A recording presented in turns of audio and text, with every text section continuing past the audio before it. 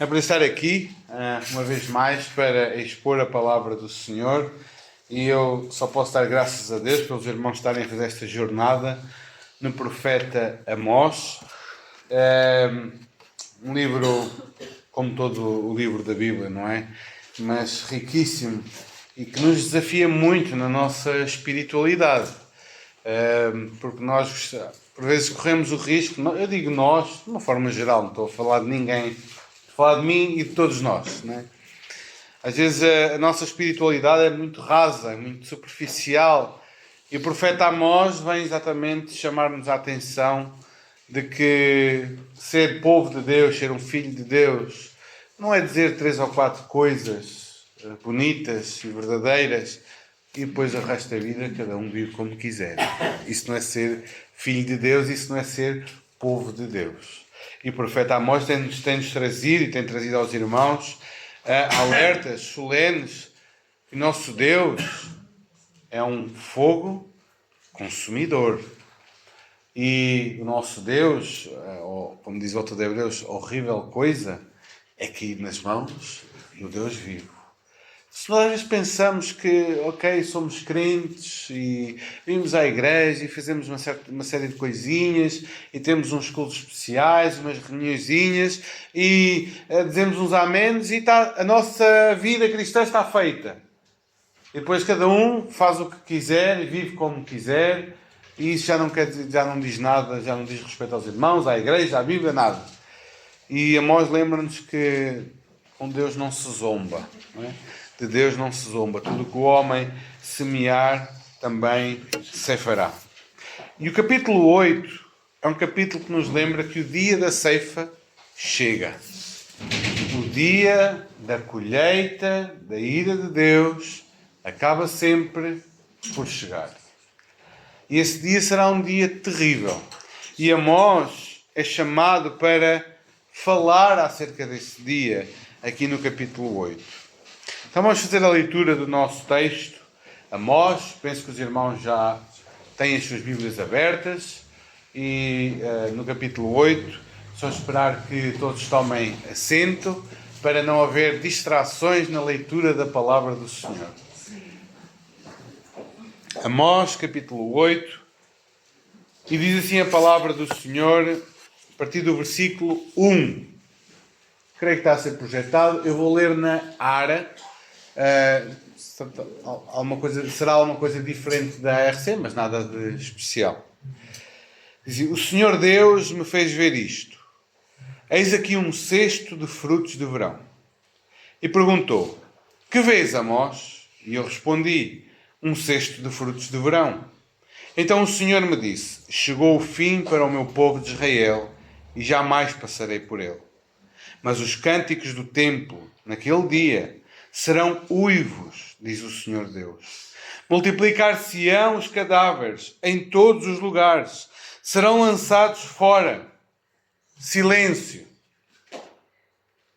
Ouvi isto, vós que tendes gana contra o necessitado e destruís os miseráveis da terra, dizendo: quando passará a festa da lua nova para vendermos os cereais? E o sábado para abrirmos os celeiros de trigo, diminuindo o efa e aumentando o ciclo, e procedendo dolosamente com balanças enganadoras? Para comprarmos os pobres por dinheiro e os necessitados por um par de sandálias, e vendermos o refúgio do trigo? Jurou o Senhor pela glória de Jacó: eu não me esquecerei de todas as suas obras, para sempre. Por causa disso, não estremecerá a terra, e não se enlutará todo aquele que habita nela.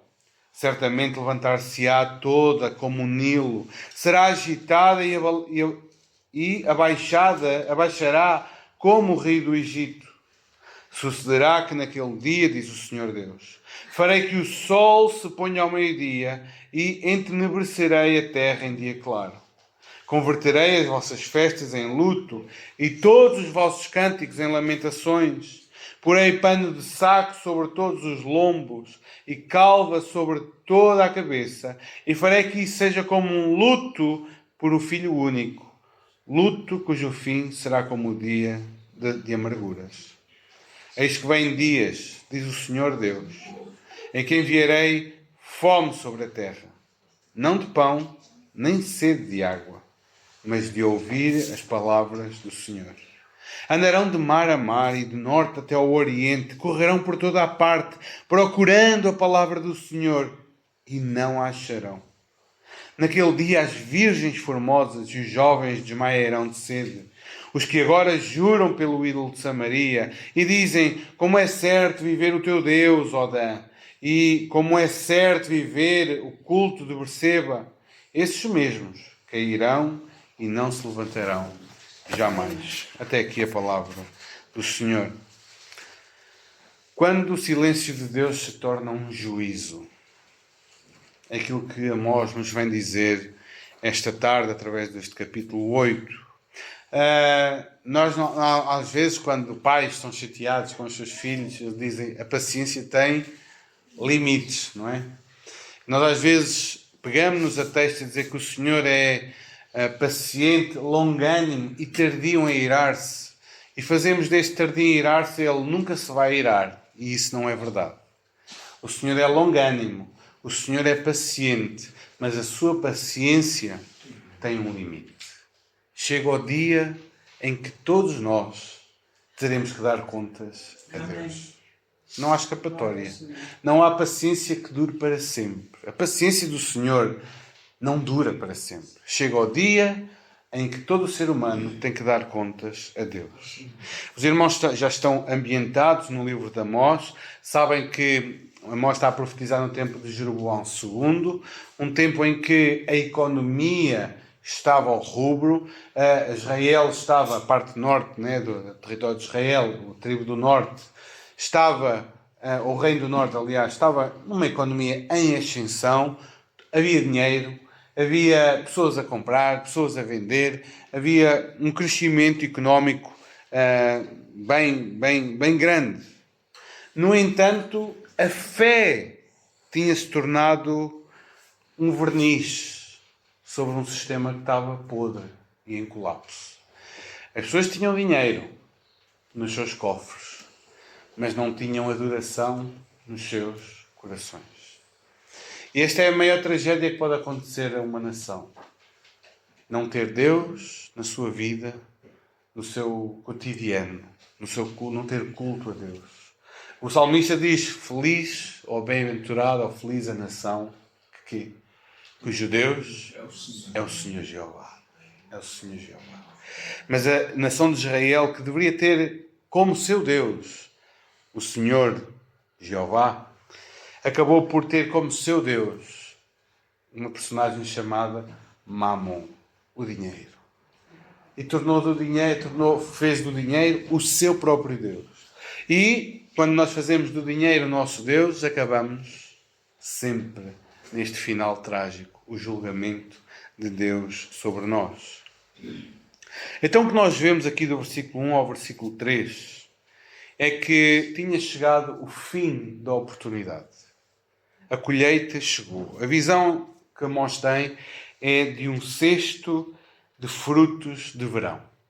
Ou seja, tempo de colheita. Antes de entrar no outono, muita fruta nas árvores, nós colhemos aquelas frutas de verão, como eu colho lá em casa, e é uma alegria colher aquelas frutas todas, colher tanta diversidade, frutas saborosas. Mas a ideia aqui de frutos de verão não é uma ideia muito alegre, porque é sinal de que o fruto está maduro e pronto para a colheita.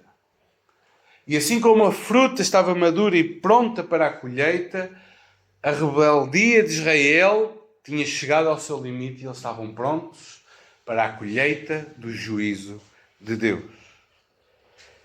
O Senhor mostrou-lhe um cesto de frutos de verão e diz: que vês, Amós? E ele: um cesto de frutos de verão. E reparem, então o Senhor me disse: chegou o fim para o meu povo de Israel.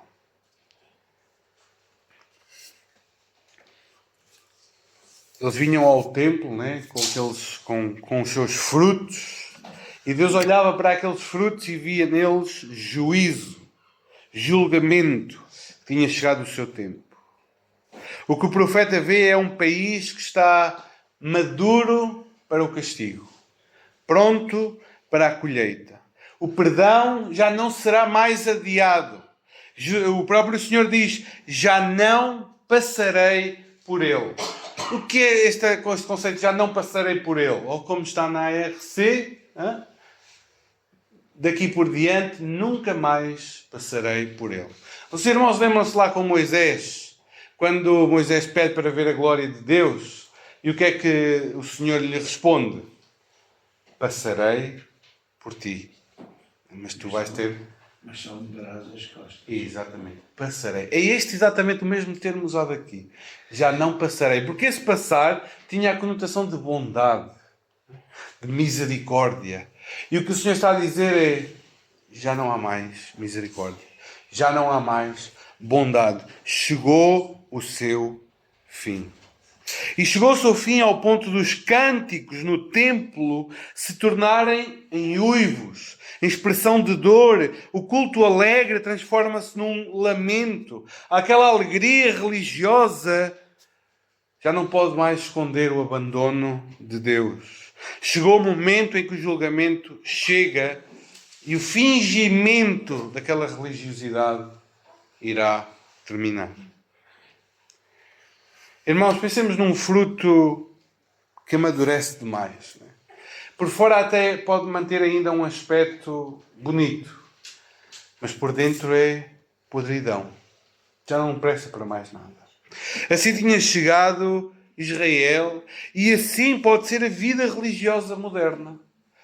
Casas cheias, templos cheios, uma aparência de fé, cânticos muito bonitos, mas um coração totalmente longe de Deus. Quantos têm a Bíblia em casa? Quantos têm a Bíblia nos seus telemóveis? Quantos têm acesso a tantos cultos? Mas o seu coração está completamente desligado de tudo isso. Desligado de todas essas coisas. Amós não falou a um povo ateu, mas a um povo religioso. Por isso Deus explica que chegou o seu fim. Ia-se acabar aquela fantochada. Ia-se acabar aquela aparente piedade. Ia-se acabar aquela religiosidade. E acabou. Nós sabemos que no ano 722 a Síria vem com força e leva toda a gente embora. E Amós está a avisar a nação. O Senhor vai trazer julgamento. Então, a partir do versículo 4 até ao 6, temos a acusação de Deus, o pecado que já amadureceu para o juízo. E Deus acusa o povo de exploração e hipocrisia. Vejam a quem é que Deus se dirige. Diz, ouvi isto. Quem? Vós que tendes gana contra o necessitado e destruís os miseráveis da terra. Vocês que andam aí a extorquir os pobres, a abusar, a ser oportunistas das necessidades do outro. É para vocês que eu falo. Vocês que mantêm uma aparência de religiosidade, desprezam os pobres. Reparem que o comércio deles estava cheio de injustiça. Eles diminuíam o efa e aumentavam o ciclo. Diminuir o efa era a medida, imaginemos nos termos atuais, uma medida de 1 litro. Aquela medida dizia que media 1 litro, mas na verdade só media 800 mililitros. E quando eles vendiam 1 litro de qualquer coisa, mas não era 1 litro que vendiam. Ou aumentar o ciclo. Ou seja, quando eles estavam a comprar, eles tinham um peso, sabem as balanças que têm aqueles pesos de um lado? Aquele peso pesava mais. Então quando eles estavam a comprar 1 quilo de trigo, era preciso mais trigo até chegar àquele tal quilo. E era este o engano. E as balanças eram enganosas. E eles faziam tudo isto para enganar, para ganhar, para o lucro. Eles vendiam o refúgio, aquele milho e trigo e cereal que cai no chão, era todo varrido e aproveitado com pó e palha e pedras e tudo, e era vendido como se fosse trigo. Todo aquele refúgio. Os pobres tornavam-se mercadoria. Comprar um pobre por um par de sandálias. Pessoas que, diante daquela injustiça, diante daquelas aldrabices, acabavam por se endividar, não tinham dinheiro para pagar aquelas coisas e o que é que acontecia? Alguém que ficava a dever tornava-se muitas vezes escravo para pagar aquela dívida que tinha contraído. E eles faziam toda esta jogada para então comprar um casal, uma família, como escravos para a sua casa por uma bacatela. E sabem, irmãos, tudo isto vinha por um desprezo pelo culto. Olhem os irmãos para o versículo 5. Eles eram enganadores, eram injustos, eram opressores, e eles estavam no culto e estavam a pensar, diz lá no versículo 5, quando passará a festa da lua nova para vendermos os cereais? E mais, e o sábado para abrirmos os celeiros de trigo? Irmãos, eles estavam no culto, como nós hoje estamos aqui no culto, e estavam a pensar no negócio da manhã.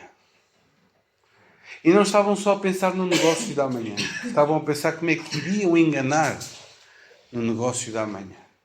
E no lucro que iriam obter. O Senhor sabe se há aqui alguém nessa condição. Enquanto eu estou aqui a falar, irmãos. Enquanto a palavra de Deus está a ser lida. Alguém está a pensar. Amanhã na empresa. Amanhã na loja. Vou fazer isto, aquilo e aquilo outro. Este culto nunca mais acaba, que eu ainda tenho que ir não sei para onde, fazer não sei o quê. Estão aqui com enfado. Estão aqui enfadados de estar aqui. Hogadinhos para se irem embora, para continuarem a sua vida. Era assim que eles estavam. Era assim que eles estavam. Estamos no culto, estamos a pensar quando é que o culto acaba. Quando é que esta conferência que nunca mais termina? Estão durante o culto a pensar naquilo que vão fazer amanhã, no lucro que vão obter amanhã. Eles iam ao templo de Betel de mãos levantadas, é certo. Mas Deus via aquelas mãos sujas de exploração, opressão e engano.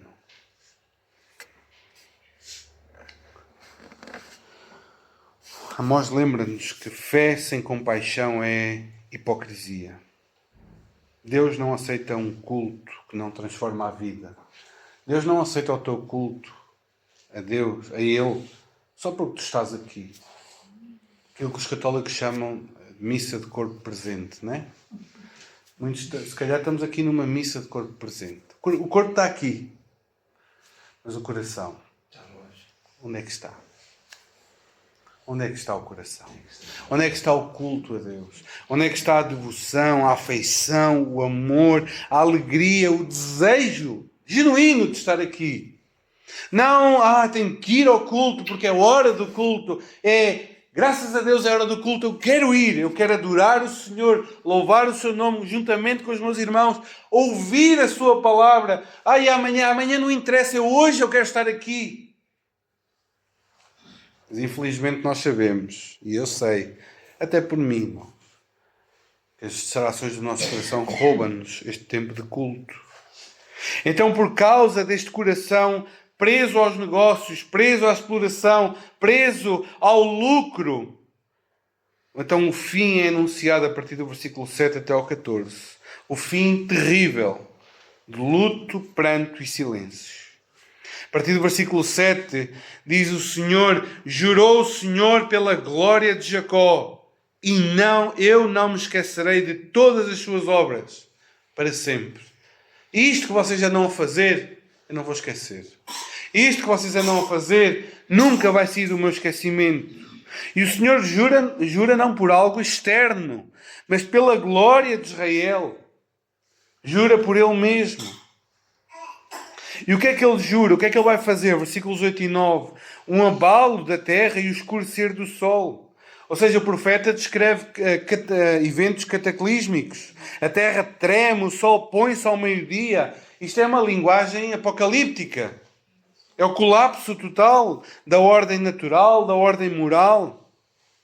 A verdade é que quando o homem se afasta de Deus, até a criação geme e se desestabiliza. Um comentador diz que quando o homem se afasta de Deus, perde todos os alicerces, os valores absolutos desaparecem e a terra treme moralmente. Hoje vivemos tempos onde tudo é relativo, não é? A verdade, a ética, até a vida humana é relativa hoje em dia. E a terra treme sobre os nossos pés, com tamanha devassidão. Então o versículo 10 mostra-nos que o luto e a amargura substituirão a alegria. Tornarei as festas em luto. As festas de Israel, cheias de música, cheias de alegria, transformar-se-ão em funerais. A tragédia será tão profunda, tão devastadora, que se comparará à perda de um filho único.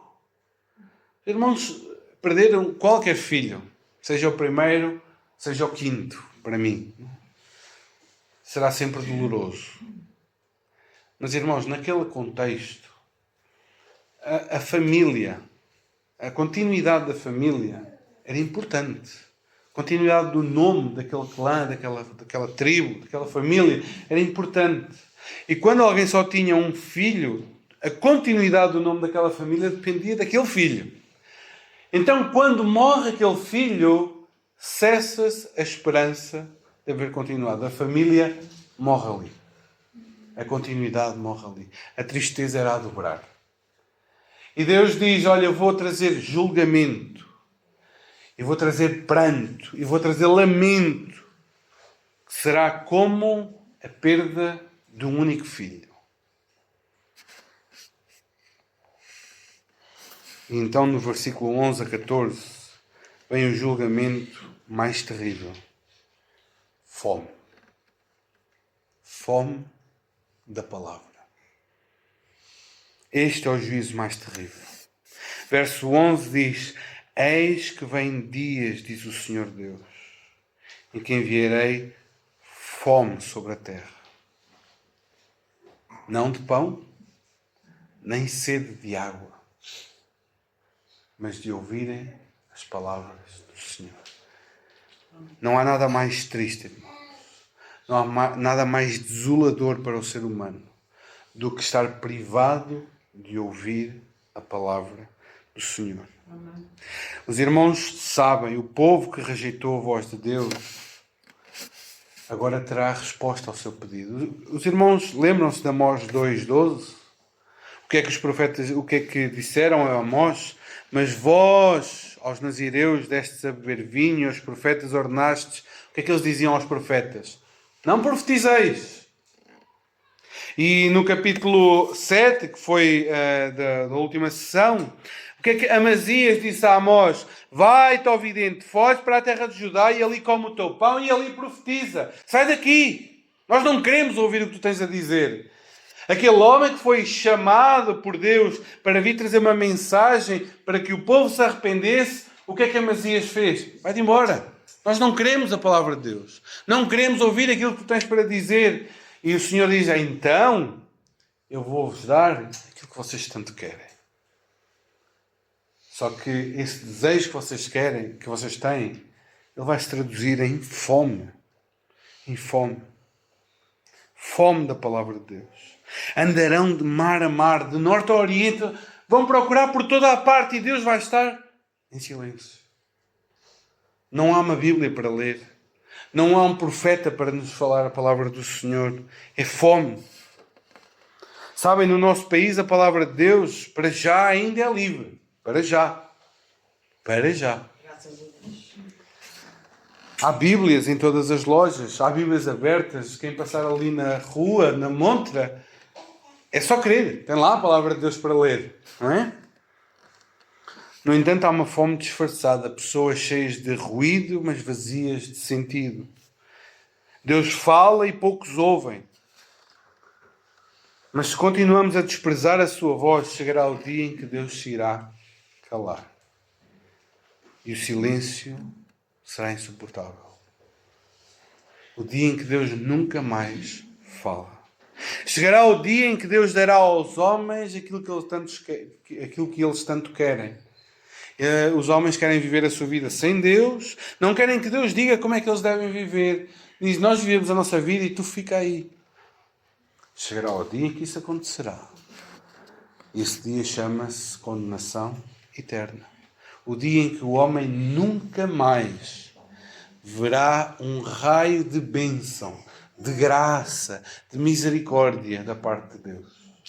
O dia em que o homem terá a resposta ao seu pedido. Não queremos Deus. E Deus se apartará totalmente. E a fonte de toda a alegria, de toda a satisfação, de todo o sorriso, se ocultará do homem. Chegará o dia em que Deus dará aos homens o que eles tanto querem. E aí descobrirão que a existência sem Deus é o estado mais miserável do ser humano. Eles vão andar à procura. Eles vão querer ouvir a palavra do Senhor, mas não terão acesso a ela. Os irmãos hoje aqui puderam vir cá. Graças a Deus por isso. Puderam vir cá. Amém. Mas muitos optaram por não vir mesmo assim. Não foi? E às vezes também a nós não nos apetece vir. Mas o que é que será daquele dia em que nós nos lembrarmos? Imaginem os irmãos lembrarem-se, dizendo, estou recordado do tempo em que eu podia ir à igreja. Agora não posso. O estado proíbe, a minha condição física não permite. Não posso mais participar da ceia, não posso mais ouvir a palavra do Senhor, não posso fazer mais nada. Que fome será essa? Que fome terrível será essa? Irmãos, o texto de Amós é cutilante para nós hoje. E Amós termina sem um final feliz. A verdade é essa. Amós termina este capítulo sem um final feliz. O juízo será inevitável. Mas a verdade é que a história bíblica continua. Séculos depois, houve um dia em que o sol se escureceu ao meio-dia. Lá, como dizia Amós, não é? Houve um dia em que o sol se escureceu. E esse dia foi no Calvário. Em que o Filho de Deus experimentou as amarguras e as dores que estão aqui descritas em Amós. O dia em que o Filho de Deus foi de tal maneira separado do Pai que ele teve que clamar: Deus meu, porque me desamparaste. Toda esta punição, todo este castigo que estava sobre o povo de Israel foi suportado na íntegra pelo próprio Filho de Deus para que Israel pudesse ser salvo. Para que Israel não se perdesse para sempre. Cristo carregou este silêncio e este abandono para que Israel e nós pudéssemos ouvir novamente a voz de Deus. Amém. Então o Evangelho é a resposta divina ao nosso colapso humano, de Israel e nosso. Onde a injustiça reinava, em Cristo Ele traz perdão e nova vida. Onde havia silêncio, agora Deus fala-nos em graça por meio da cruz. Onde havia morte e desespero e luto, em Cristo temos a novidade da ressurreição e da nova vida. Então todo este cenário de tragédia, de luto, de lamento, de punição, porquê é que Israel não desapareceu para sempre? Porque alguém haveria de levar o pecado de Israel. E porquê é que nós não vamos desaparecer para sempre? Punidos, longe da face do Senhor para sempre. Porque no Calvário Cristo levou a nossa punição. Ele ficou sozinho. Ele foi punido. Ele viu as trevas. Ele sentiu as dores da ira do Senhor, que era contra nós, Ele mesmo. Então, irmãos, para concluir, algumas aplicações. A primeira delas é: não adies o arrependimento. Não adies. O tempo de graça é hoje. O tempo de graça é hoje. Nenhum de nós sabe qual será o dia da nossa colheita. Tanto do Senhor vir buscar a sua igreja, ou de nós irmos à presença do Senhor. Nós não sabemos se hoje será o último dia da nossa vida aqui. Sabemos o quê? Sabemos que chegará o dia da colheita. O dia em que Deus colocará termo à nossa vida nesta terra. Porá um fim a esta vida como a conhecemos. E hoje Deus convoca-te a que te arrependas da tua injustiça, a que te arrependas do teu culto vazio, a que te arrependas da tua fachada de cristão e te voltes para Ele em fé, em contrição, que te arrependas da tua apatia espiritual, que te arrependas da tua ganância, que te arrependas da maneira como tens tratado a vida cristã e testemunhado lá fora e que te voltes para Ele. Hoje é dia de arrependimento, hoje é dia de salvação, hoje pode ser o dia da colheita. E o Senhor diz, não passará mais. É hoje o fim. Arrepende-te hoje. Também somos exortados a ser uma comunidade que ama a justiça, irmãos. Não apenas a liturgia. A igreja tem que ser um lugar de justiça, de retidão, de santidade, de busca pelo outro. O povo de Israel falhou miseravelmente porque se tornou ganancioso, centrado em si mesmo, nos seus ganhos, na sua vida. Esqueceu-se do próximo. Mas a igreja não é isso. A igreja é o povo, é a reunião daqueles que sabem que são ricos em Cristo e estão disponíveis para compartilhar dessa riqueza. É aqueles que vivem e amam a justiça, amam a retidão, não vivem com balanças enganosas, não vivem com aldrabices, não vivem com esquemas, mas vivem em justiça e retidão nos seus trabalhos, nos seus lucros, nos seus ganhos, na sua maneira de gerir as suas finanças. A igreja é um lugar, é a comunidade daqueles que amam o que é justo. Amém. Irmãos, infelizmente, as nossas comunidades, as nossas igrejas têm dado uma ênfase no cuidado social que se torna quase uma idolatria também. Porque nós ou passamos de não fazer nada para, então vamos montar aqui um ministério e uma coisa e ajudar os pobrezinhos todos aqui do sítio e isso torna-se quase o foco da igreja. E o foco da igreja não é esse. O foco da igreja é a adoração ao Senhor e a proclamação das boas novas do Evangelho. E o trabalho social é importante, mas o que nós temos visto em muitas igrejas é uma ênfase desmedida no trabalho social, como se isso substituísse a proclamação do Evangelho. O que eu estou a dizer não é para os irmãos agora se entusiasmarem e então vamos montar um Ministério Social de ajuda aos pobres. Irmãos, quando nós temos que fazer isso, é porque nós já estamos falidos nessa área. Porque o que seria normal é cada um de nós, ao viver a vida cristã genuinamente, como igreja e nós nos nossos lares, nas nossas casas, vizinhança, trabalho, nós somos portadores dessa justiça, desse bem social, desse amor para com aquele que sofre. Então, de uma maneira quase orgânica, essa justiça é feita, essa misericórdia é feita, sem necessidade de ministérios, de estruturas, de coisas. Isso devia ser quase parte da nossa essência. Ajudar aquele que está ao nosso lado. Irmãos, é como o evangelismo, por exemplo. Porque é que nós fazemos distribuições de literatura, campanhas evangelísticas e fazemos uma série de coisas para atrair pessoas?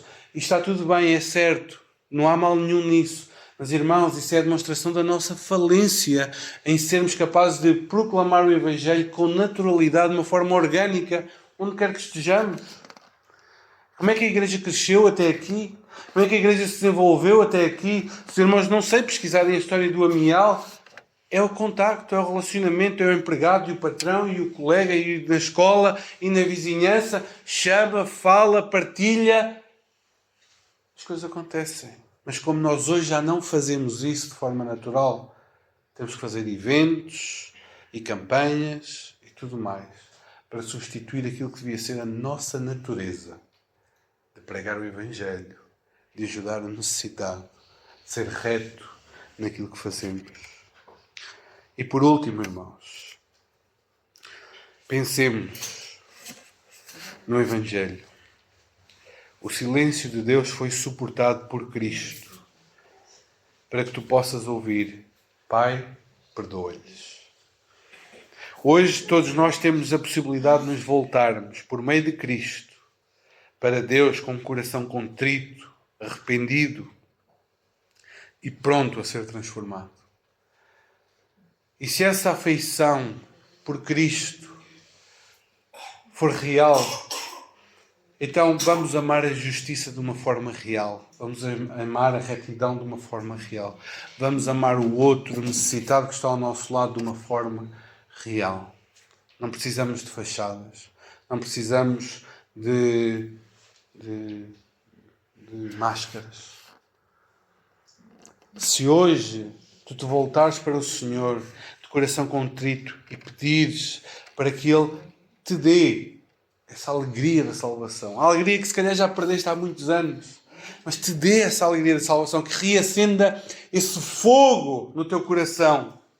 Amém. Então não precisas de andar com ministérios e coisinhas, porque tu mesmo, acendido, incendiado por esse calor do Evangelho, vais amar o pobre, o necessitado, buscar a justiça, proclamar o Evangelho. Irmãos, reparem, o culto e a nossa postura no culto é um grande alerta sobre como está a nossa espiritualidade. Estes homens de Israel sofreram um juízo tremendo porque eram injustos, mas a sua injustiça foi só um sintoma de um problema maior. Eles já não amavam a Deus. Então, a minha exortação esta tarde: busquem esse calor do Evangelho novamente no vosso coração. E tudo na vida, o evangelismo, as ações de misericórdia, elas acontecerão com um coração inflamado pelo Evangelho. Que o Senhor nos abençoe.